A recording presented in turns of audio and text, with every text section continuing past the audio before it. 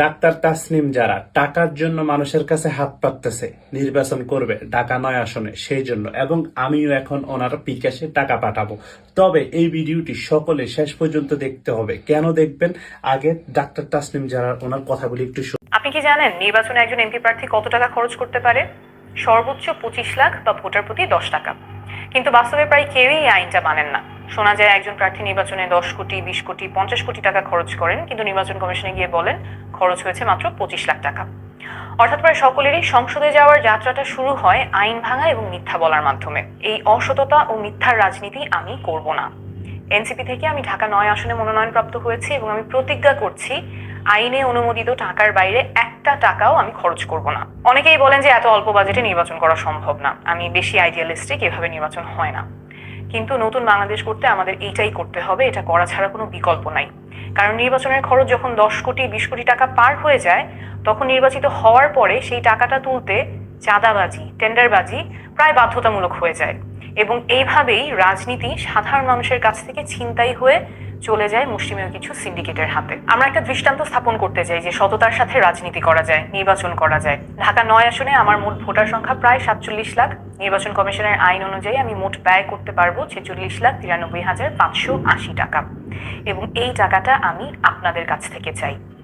নিচে আমার bank account এবং বিকাশ নাম্বার দিচ্ছি, এগুলো একদম নতুন অ্যাকাউন্ট। কত টাকা আসছে এবং কত টাকা খরচ হচ্ছে সেটা স্বচ্ছভাবে আপনাদের সবার সামনে প্রকাশ করব, প্রমাণ সহ। আমরা যদি একটা আসনের জন্যও দৃষ্টান্ত দেখাতে পারি যে জনগণের কাছ থেকে টাকা তুলে জনগণের সাথে ক্যাম্পেইন করে নির্বাচনে জেতা সম্ভব, তাহলে আগামীতে এমন আরো অসংখ্য মানুষ এগিয়ে আসবেন যারা সৎ, যোগ্য এবং রাজনীতিতে আসার সাহস দেখাবেন। এই লড়াইটা আপনি আমি মিলে করলেই আমরা জিতে যাব। আমি আপনাদের সাহায্যের আশায় থাকবো।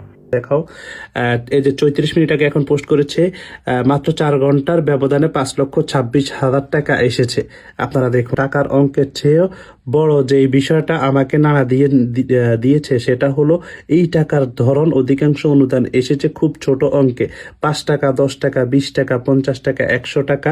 টাকা অনেকে সঙ্গে ছোট ছোট বার্তা লিখেছেন। একজন লিখেছেন, আমি স্টুডেন্ট, সামর্থ্য অনুযায়ী দিলাম। আবার কিন্তু দেখুন, উনি স্ক্রিনশটও দিয়ে রেখেছেন, 50 টাকা দিয়েছেন, 20 টাকা দিয়েছেন, 26 টাকা দিয়েছেন। আপনারা একটা বিষয় বুঝতে হবে, আমরা রাজনীতি বুঝি না, আমরা সাধারণ মানুষ। আমরা চাই আমাদের দেশটা সুন্দর হবে, আমাদের দেশ এগিয়ে যাবে, দেশের সর্বসাধারণ মানুষ ভালো থাকবে।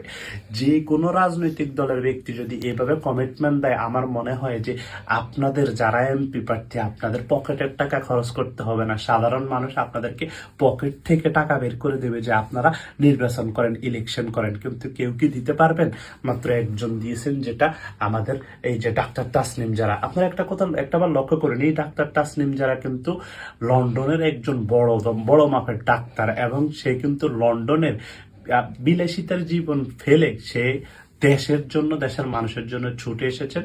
দেশে এখন নির্বাচন করতে যাচ্ছে, দেশের মানুষের জন্য করতে যাচ্ছে। কারণ আপনারা চিন্তা করুন, ওনার কিসের টাকার অভাব? এই ডাক্তার তাসনিম যারা কিন্তু আমি দীর্ঘদিন থেকে দেখে আসতেছি।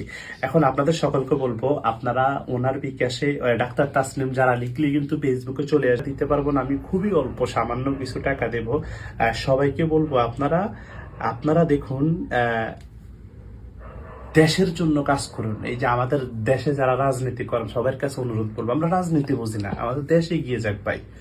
আমরা দেখুন, আমরা বিদেশের মধ্যে ছিলাম, বিদেশের প্রত্যেকটা নাগরিক, সরকারি বলেন বেসরকারি বলেন, তারা কিন্তু তাদের দেশের জন্য কিন্তু তারা কাজ করে যাচ্ছে।